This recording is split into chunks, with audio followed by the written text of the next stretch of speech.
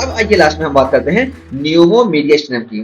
ठीक है, तो देखिए न्यूमोमीडिएस्टिनम नाम से पता चल रहा है कि यहाँ पे मीडिएस्टिनम में एयर आ जाएगी। ठीक है, यहाँ पे मीडिएस्टिनम में एयर आ जाएगी। तो देखिए यही बताया गया कि प्रेजेंस ऑफ गैस, ठीक है, गैस यानी एयर। ठीक है, तो presence of gas usually air. ठीक है, तो यूजुअली एयर होगी। ठीक है, तो एयर डायरेक्टली बोल दिए तो कोई भी गैस हो सकती है, लेकिन मोस्टली एयर ही प्रेजेंट होती है। और कहाँ प्रेजेंट होगी? इन मीडिएस्टिनम, तो मीडिएस्टिनम में प्रेजेंट होगी। और उसके अलावा देखिए क्या है कि कैन आइदर बी स्पॉन्टेनियस, तो यहाँ पे आप कॉज बताया जा रहा है कि ये स्पॉन्टेनियस भी हो सकता है या सेकेंडरी भी हो सकता है। ठीक है, तो स्पॉन्टेनियस जैसे due to rupture of pulmonary bleb, तो पल्मोनरी ब्लेब है ऐसे और ये रप्चर हो जाए तो इस वजह से हमको यहाँ पे न्यूमोमीडिएस्टिनम देखने को मिल सकता है। या हो सकता है ट्रॉमा हो जाए तो ट्रॉमा की वजह से, या बोरहाफ सिंड्रोम जिसमें इसोफेगस से परफोरेशन हो जाता है ना, इसी को हम बोरहाफ सिंड्रोम बोलते हैं। तो बोरहाफ सिंड्रोम वगैरह की वजह से भी हमको न्यूमोमीडिएस्टिनम देखने को मिल सकता है। ठीक है, तो ये इसकी एटियोलॉजी हो गई प्राइमरी और सेकेंडरी की। और उसके अलावा देखिए बताया गया कि जो प्राइमरी होती है ना, जिसमें पल्मोनरी ब्लेब रप्चर करता है, तो ये कैसे यहाँ मीडिएस्टिनम में आता है। मीडिएस्टिनम में कैसे आता है, मीडिएस्टिनम में ये एयर कैसे आई, तो देखिए ये बताया गया कि रप्चर्ड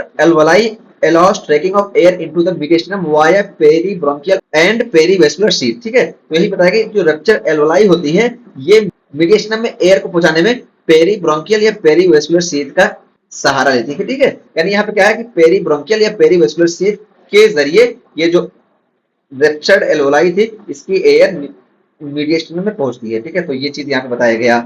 और उसके बाद फिर यहाँ पे क्लिनिकल फीचर की बात की जा रही है कि क्लिनिकल फीचर क्या देखने को मिलेगा। तो देखिए मीडिएस्टिनम में जब एयर चलेगी तो आपको चेस्ट पेन देखने को मिलेगा, डिस्निया देखने को मिलेगी, हॉर्सनेस ऑफ वॉइस देखने को मिलेगी, रिकरेंट लारिंजियल कहीं प्रेजेंट होती है, और सब क्यूटिनियस इम्फाइसीमा। ठीक है, सब क्यूटिनियस इम्फाइसीमा देखने को मिलेगा। अभी में भी दिखाते हैं कहां से क्यूटिनियस इम्फाइसीमा। और हमको देखिए हेमन साइन देखने को मिलेगा। और हेमन साइन क्या होता है? क्रीपिटस ऑन कार्डियक अस्कल्टेशन। जब हम कार्डियक का अस्कल्टेशन करेंगे तो हमको क्रीपिटस सुनाई देगा, इसी को हम हेमन साइन बोलते हैं। तो ये हो गया हमारा क्लिनिकल फाइंडिंग। ठीक है, तो क्लिनिकल फाइंडिंग हो गई। और यहाँ पे देखिए हम रेडियोलॉजिकल फाइंडिंग दिखाएं आपको। तो ये देखिए चेस्ट एक्सरे है, क्योंकि हम इनिशियल इन्वेस्टिगेशन हमारी चेस्ट एक्सरे होती है। तो चेस्ट एक्सरे में जो आप देखेंगे तो ये देखिए आपको देखिए एयर देखने को मिली। ठीक है, देखिए डेंसिटी कम है ना, तभी ये रेस को ज्यादा रोक नहीं रही है, और रेस यहाँ ज्यादा आ रही है, इस वजह से देखिए ये आपको ब्लैक दिखाई दे रही है। तो ये क्या है कि न्यूमोमीडिएस्टिनम की वजह से हमको यहाँ पे ब्लैक लाइन दिखाई दे रही है। और यहाँ पे देखिए ये चेस्ट जो होता है ये इरेक्ट पोजीशन में लेके आया, क्योंकि ये पीए व्यू है। ठीक है, तो पीए व्यू है और पीए व्यू हम इरेक्ट पोजीशन में ही रहते हैं। पीए व्यू होने की वजह से यहाँ पे देखिए ये देखिए ऊपर है ना, क्योंकि इरेक्ट पोजीशन है, इस वजह से यहाँ पे हमको देखिए नेक में भी एयर देखने को मिली। तो ये हो गया हमारा चेस्ट एक्सरे।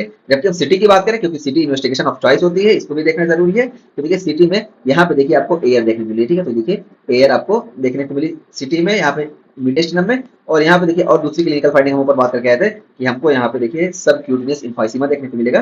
तो देखिए ये चेस्ट वॉल में यानी सब क्यूटिनियस हमको इम्फाइसीमा यहाँ पे देखिए एयर देखने को मिली। ठीक है, तो सब क्यूटिनियस इम्फाइसीमा भी हमको यहाँ पे देखने को मिलता है। और यहाँ पे देखिए रेडियोलॉजिकल में 2-3 साइन होते हैं इंपॉर्टेंट, ये साइन भी हम आपको बता देते हैं। ठीक है, तो देखिए साइन एक देखिए सबसे पहली साइन हमारी जो होती है स्पिनेकर नेल साइन, या इसी को एंजल विंग साइन बोलते हैं। तो ये देखिए स्पिनेकर नेल साइन या एंजल विंग साइन क्या होता है, तो यहाँ पे देखिए जब आप देखेंगे और देखिए ये देखिए ऐसे देखिए, ये देखिए आपको ऐसे देखिए ये देखने को मिल रहा है ये, और इधर आप देखिए ये देखिए ऐसे देखने को मिला। ठीक है, तो इसी को हम बोलते हैं एंजल विंग साइन। ठीक है, तो देखिए एंजल विंग इस तरह है, तो इसको हम एंजल विंग साइन या स्पिनेकल सेल साइन बोलते हैं। ठीक है, तो ये हो गया हमारा एंजल विंग साइन। और यहाँ पे देखिए हमको क्यूटिनियस डायफ्राम साइन भी देखने को मिलता है। न्यूमोमीडिएस्टिनम में हमको क्यूटिनियस डायफ्राम साइन देखने को मिलता है। देखिए क्यूटिनियस डायफ्राम साइन ऐसे, मतलब डायफ्राम बिल्कुल साफ साफ पता चलेगा। यहाँ पे देखिए आपको एयर ये देखिए ऐसे देखने को मिलेगी। ठीक है, ये देखिए एयर आपको देखने को मिली, तो इसको हम बोलते हैं क्यूटिनियस डायफ्राम साइन। ये नाम इंपॉर्टेंट है। ठीक है, नाम से हम क्वेश्चन पकड़ सकते हैं। और उसके बाद यहाँ पे देखिए एक दिखाया गया जिसको हम बोलते हैं न्यूक्लियो वी साइन। न्यूक्लियो वी साइन ये देखिए ये होता है, यहाँ पे देखिए ऐसे और ये देखिए ऐसे, आप देखिए ये देखिए ये वाला ये वाला, इसको हम न्यूक्लियो वी साइन बोलते हैं वी की तरह से। ठीक है, तो ये हमारा न्यूमोमीडिएस्टिनम में देखने को मिलता है। ठीक, तो इस तरीके से हमारा ये न्यूमोमीडिएस्टिनम पूरी टॉपिक कंप्लीट हो गया।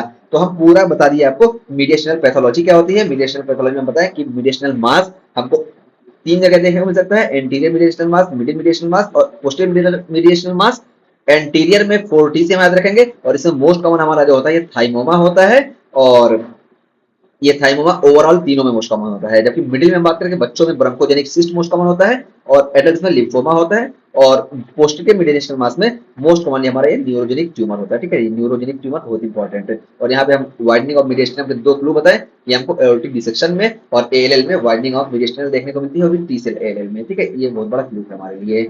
और उसका फिर हम यहाँ पे मीडिएस्टिनाइटिस में आए, तो देखिए मीडिएस्टिनाइटिस में हम दिखा दिया आपको कि यहाँ पे एक्यूट इन्फ्लेमेशन होगी मीडिएस्टिनम की, और यहाँ पे मोस्ट कॉमन जो कॉज होता है ये कार्डियोथोरेसिक पुल्मोनरी प्रोसीजर के बाद देखने को मिलता है 14 दिन के अंदर, और इसोफेजियल परफोरेशन की वजह से भी देखने को मिल सकता है, और रेट्रोफेरेंजियल इन्फेक्शन की वजह से भी देखने को मिल सकता है, जिसको मैं आपको डिटेल में आपको बता दिए। और क्रोनिक मीडिएट में पता है यहाँ पे हिस्टोप्लाज्मा कैप्सुलेटम की वजह से मोस्ट कॉमनली हमको फाइब्रोसिस देखने को मिलती है, और इसीलिए इसको हम फाइब्रोसिस मीडिएस्टिनाइटिस बोलते हैं। ठीक है, तो ये चीज हो गई।